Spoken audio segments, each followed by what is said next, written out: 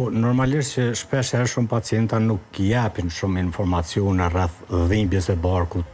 ku fillon, si fillon, çfarë mënyre,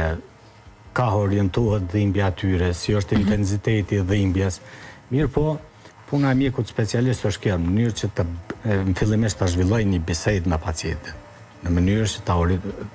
të marrë një orientim të qartë se për cilës pjesë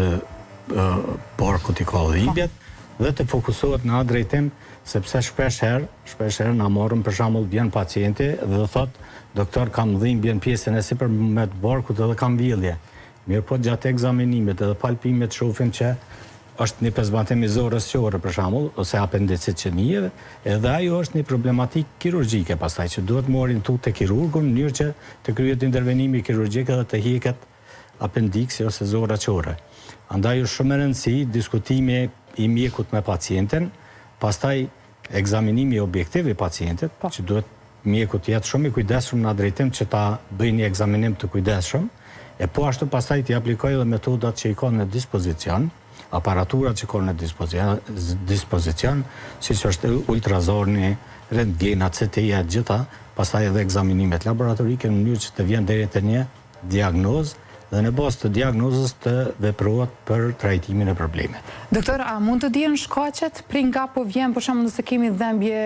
të pjesës së sipërme, cilat mund të jenë shkaktarët, dhe a mund ta demonstrojmë për shembull nëse edhe për shikuesit tanë? Po, unë thash pjesa e sipërme e barkut ndodhet në 3 nivele, është kjo hipokondri djathtë, është pjesa epigastrike dhe hipokondri majt. Zakonisht kur dhimbjet na paraqiten në pjesën epigastrike,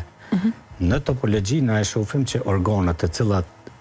janë në drejtim është lukthi, është pankreasi, janë edhe vezika e pshikza e tëmbëtit e cila edhe një pjesë e mençisë e cila jep orientim të dhimbjes në këtë nivel. Domethënë kur kemi dhimbjet në pjesën epigastrike, dyshimet e tona janë që mund të kemi një problematik me lukthin, pankreasin, me melçin ose me vezikën biliare ose si quhet ndryshe edhe illza në popull. Andaj një anamnezë, pastaj edhe një ekzaminim ultrasonografik në këto raste, përjashtues për problemin e pankreasit, sepse dihet që pankreatiti akut ose pezmatimi i pankreasit është një problematikë jashtëzakonisht serioze, është urgjencë, pacientët të cilët kanë një pankreatit akut e që manifestohet me dhimbje të forta në pjesën e sipërme të barkut, duhet të hospitalizohet, sepse janë 3 format e pankreatit, janë format e lehta, të mesme dhe ato të rëndat dhe fulminantet, kurse këto pankreatitet fulminante